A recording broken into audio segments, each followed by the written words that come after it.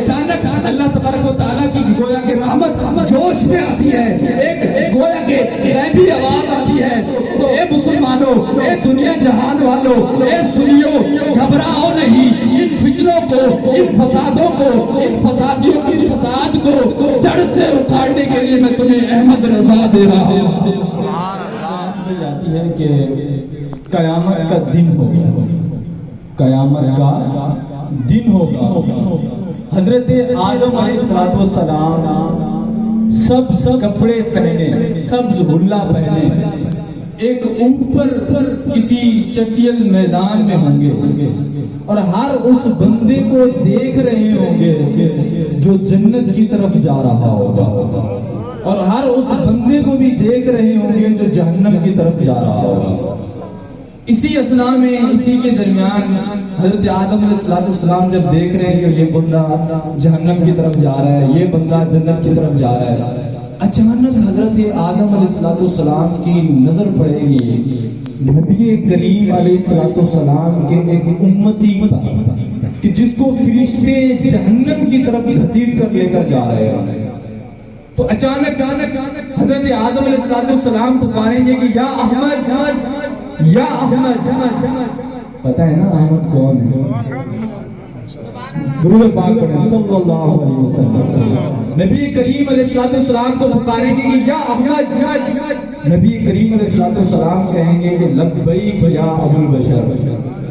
فرمائیے، حضرت آدم علیہ السلام فرمائیں گے کہ یا رسول اللہ، آپ کے ایک امتی کو فرشتے جہنم کی طرف لے کر جا رہے ہیں۔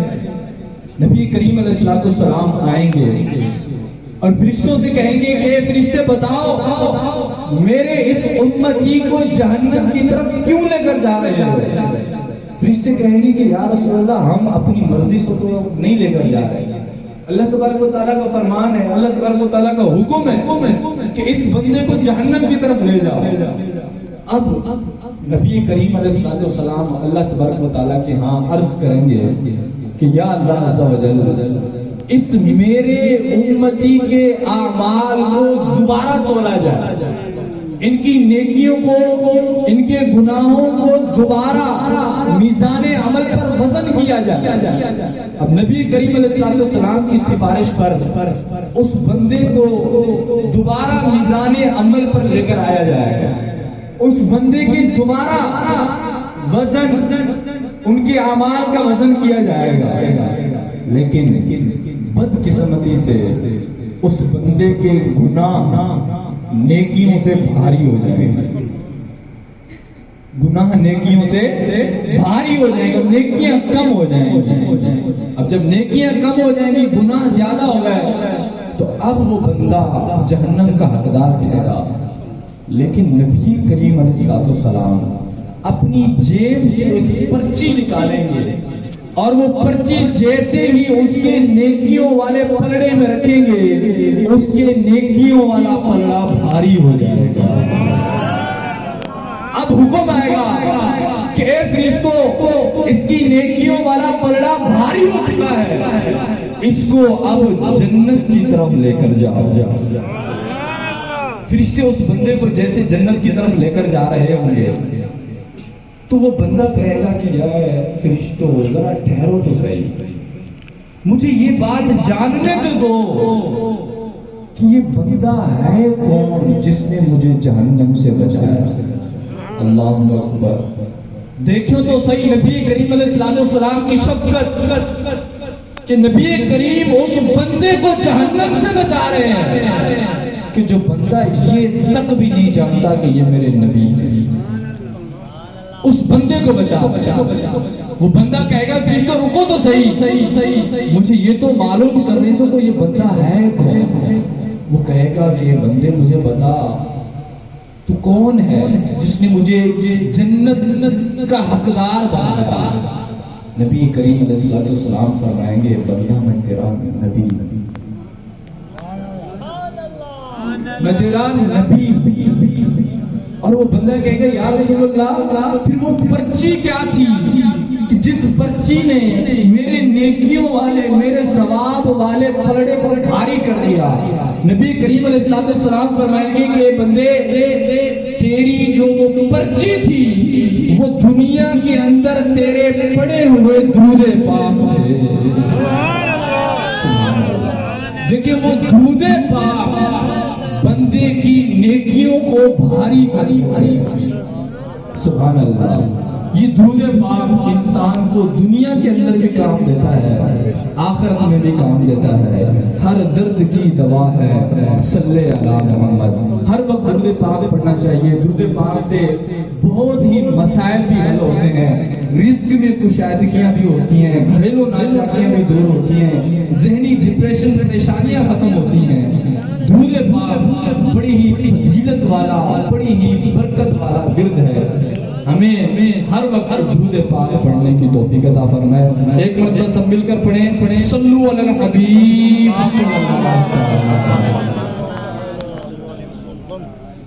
دین اسلام ایک ایسی پیاری, ایک ایسا پیارا دین ہے کہ اس دین کو دنیا میں پھیلانے کے لیے اور لوگوں کو راہ راست پر لانے کے لیے اللہ تبارک و تعالیٰ نے انبیاء کرام بھیجے. مختلف انبیاء کرام مختلف دور میں چلتے آئے. حضرت عیسیٰ علیہ السلام, حضرت موسیٰ علیہ السلام. آخری نبی کون ہے ہمارے؟ حضرت محمد مصطفیٰ صلی اللہ علیہ وسلم. اب نبی کریم علیہ السلام کے بعد کوئی نبی نہیں آئے. آپ خاتم النبیین ہیں, یعنی نبی آپ پر ختم ہو گئے. اب نبی کریم علیہ السلام کے بعد کوئی نبی نہیں آئے. اب اس دین کو پھیلانا, اب اس دین کو پھیلانے کے لیے جو ذمہ داری دی گئی وہ اب علماء کرام نبی کریم علیہ السلام کی امتیوں پر. اب نبی کریم علیہ السلام کے بعد کئی علماء آئے, کئی لوگ آئے جنہوں نے نبی کریم علیہ السلام کی اس پیارے دین کا کام کیا. جیسی نبی کریم علیہ السلام کا دور چلتا گیا, 100 سال, 200 سال, 300 سال, 400 سال, کچھ صدیوں بعد, کم و بیش 12 صدی بعد ایسے فتنے پیدا ہو گئے کہ جس کی روک تھام کرنا مشکل تھا. فتنے کیا؟ دین پر ڈاکہ. نبی کریم علیہ السلام پر ڈاکے ہونے لگے, قرآن پاک پر ڈاکے ہونے لگے. کوئی کہتا کہ نبی کریم علیہ السلام معاذ اللہ ان کو غیب کا علم نہیں. کوئی کہتا کہ نبی کریم علیہ السلام دیوار کے پیچھے سے اچھے سے نہیں دیکھ سکتے. کوئی معاذ اللہ نبی کریم علیہ السلام کی کوئی ان کے اعلیٰ شان کے اندر کمی لانے کی کوشش کرتا. بہت سارے فتنے پیدا ہو گئے, اتنے فتنے پیدا ہو گئے کہ لوگوں کے پاس کوئی ایسی چیز نہیں تھی کہ ان کا جواب دیا جائے. تمام مسلمان پریشان ہو گئے. سب کی جو عالم تھا, ان کی جو حیرت کا عالم تھا بڑا ہی کمزور تھا. سب کے سب پریشان تھے. قادری بھی پریشان, سہروردی پریشان, نقش بندی پریشان, چشتی پریشان. قادری عبد القادر کو پکار رہے ہیں, یا عبد القادر کوئی تو آئے, کوئی تو ایسا بندہ آئے جو ان فتنوں کو روکے. سہروردی حضرت سیدنا شہاب الدین سہروردی کو پکار رہے ہیں کہ اے شہاب الدین سہروردی کوئی تو آئے, کوئی تو ان فتنوں کو روکے. قادری یہ عبد القادر کو پکار رہے ہیں, سہروردی شہاب الدین سہروردی کو پکار رہے ہیں, چشتی غریب نواز کو پکار رہے ہیں, شافی امام شافی کو پکار رہے ہیں, امام حنبل کو پکارا جا رہا ہے, امام مالک کو پکارا جا رہا ہے, اپنے تمام ولیوں کو پکارا جا رہا ہے کہ اے ہمارے ولیوں کوئی تو بتاؤ, کوئی تو راہ آئے کہ ان فتنوں کو روکا جائے. اچانک اللہ تبارک و تعالیٰ کی گویا کہ رحمت جوش میں آتی ہے, ایک گویا کہ غیبی آواز آتی ہے. تو اے مسلمانوں, اے دنیا جہان والوں, اے سنیو, گھبراؤ نہیں. ان فتنوں کو, ان فسادوں کو, ان فسادیوں کی فساد کو جڑ سے اکھاڑنے کے لیے میں تمہیں احمد رضا دے رہا ہوں. سبحان اللہ. تو ان فتنوں کو احمد رضا نے ایسے جڑ سے اکھاڑا کہ آج تک وہ درخت ہل گئے. اب ان کی کوئی شاخیں نہیں ہے. اگر کوئی اٹھتا بھی ہے تو احمد رضا نے ایسا کام کر کے دیا ہے کہ کوئی بھی کیسا اعتراض کر دے احمد رضا کی کتابوں میں اس کا جواب مل جاتا ہے. تو نے باطل کو مٹایا اے امام احمد رضا دین کا ڈنکا بجایا. اے امام احمد رضا تو نے باطل کو مٹایا امام احمد رضا دین کا ڈنکا بجایا. اے امام احمد رضا جاری رہے گا انشاءاللہ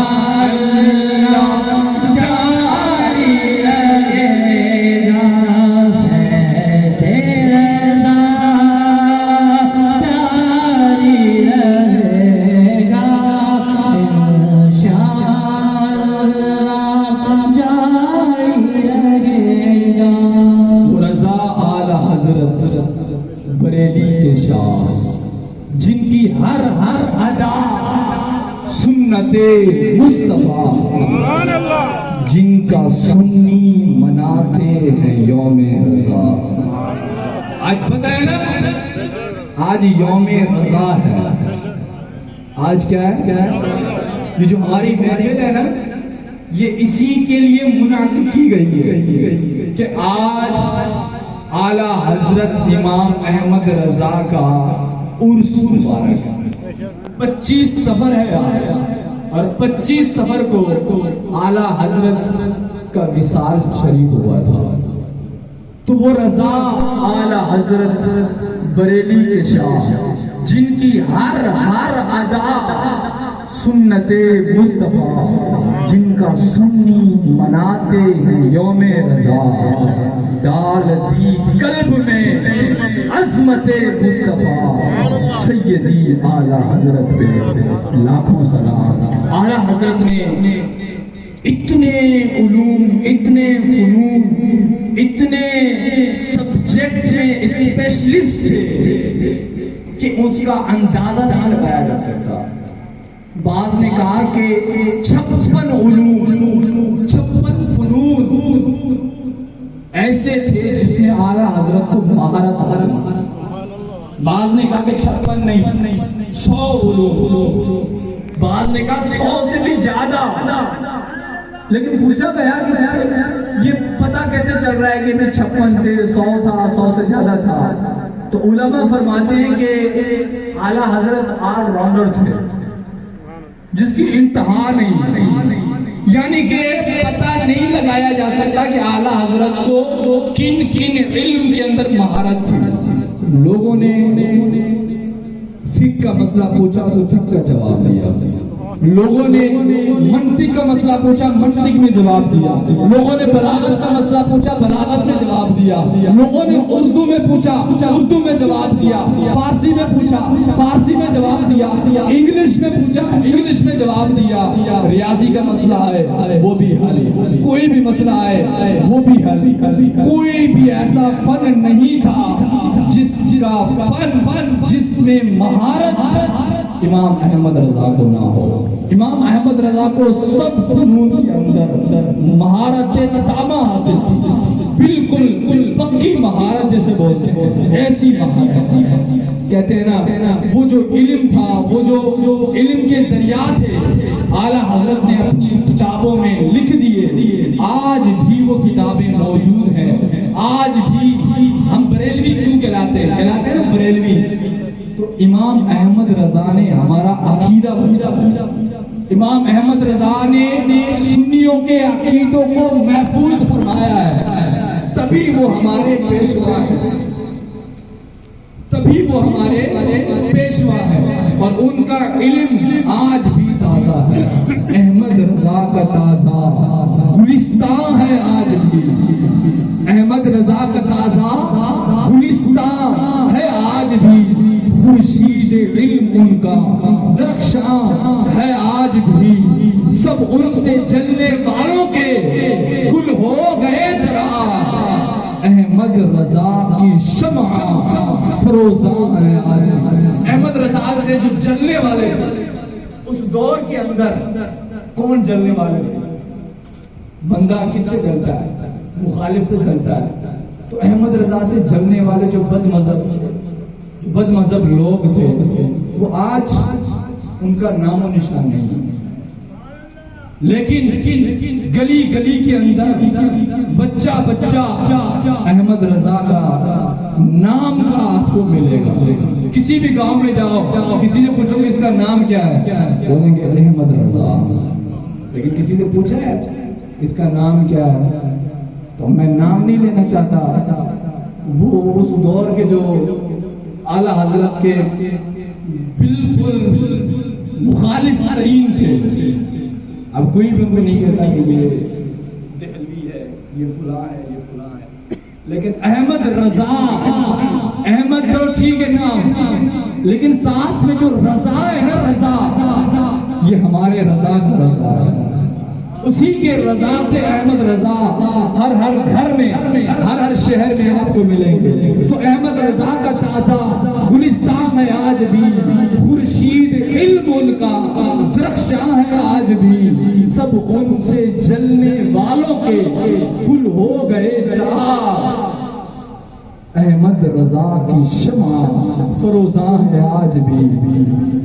مسلک اعلیٰ حضرت سلامت رہے, مسلک اعلیٰ حضرت سلامت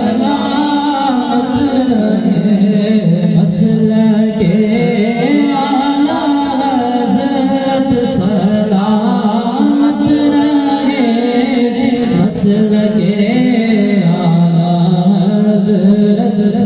سلامت رہے. نعرہ فیض رضا کا لگاتا رہو, نجدیوں کے دلوں کو جلاتا رہو, اور کلام رضا میں سناتا رہو. فیض احمد رضا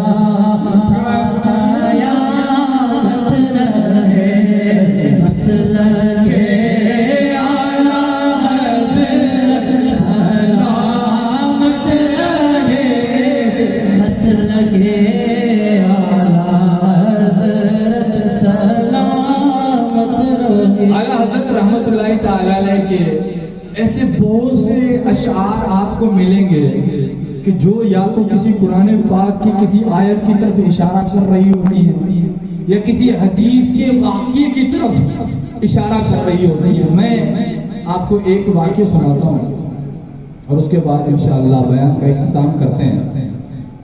حضرت سیدنا ابو ہریرہ رضی اللہ تعالی عنہ, نام کس نے سنا ہے؟ حضرت ابو ہریرہ. حضرت ابو ہریرہ صحابی رسول ہیں, اور آپ ایک غریب بھی تھے, غریب خاندان سے تھے. حضرت ابو ہریرہ فرماتے ہیں کہ کچھ دنوں سے میں نے کھانا نہیں کھایا ہوا تھا. اتنی مجھے بھوک تھی کہ میرا جو پیٹ ہے وہ پیٹ سے مل چکا تھا, اتنی بھوک تھی. کہتے ہیں کہ مجھے برداشت نہیں ہوا, لیکن خودداری بھی تھی کہ وہ صحابہ کرام کسی سے سوال نہیں کرتے تھے, کسی سے ہاتھ نہیں پھیلاتے تھے. ابو ہریرہ فرماتے ہیں کہ میں کسی ایک راستے پر بیٹھ گیا, اور اس لیے بیٹھ گیا کہ کوئی بندہ آئے گا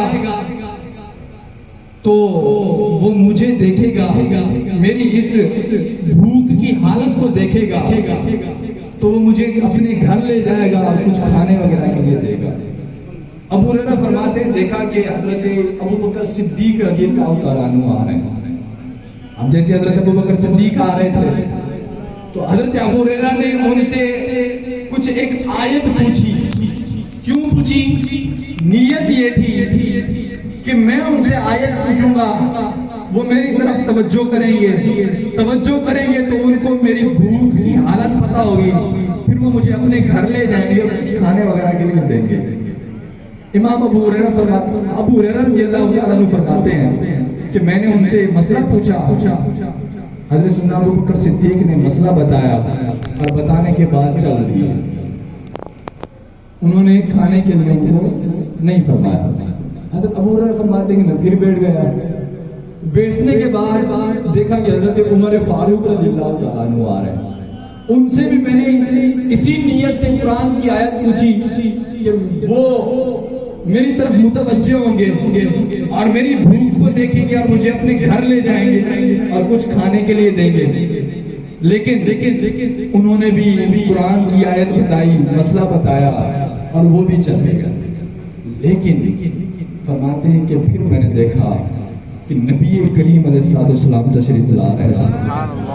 اب نبی کریم تو دلوں کے حال بھی جانتے ہیں. ان سے حضرت ابو بکر صدیق کو مسئلہ بتانے کی پوچھنے کی ضرورت نہ ہوئی. صرف نبی کریم علیہ السلام نے حضرت ابو ہریرہ کو دیکھا اور مسکرایا اور فرمایا کہ اے ابو ہریرہ میرے پیچھے. حضرت ابو ہریرہ پیچھے نبی کریم علیہ السلام آگے ایک گھر پہ پہنچے.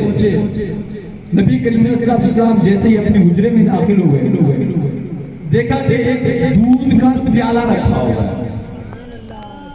اب حضرت ابو ہریرہ فرماتے کہ میں اندر سے خوش ہو گیا کہ دودھ کا پیالہ ہے.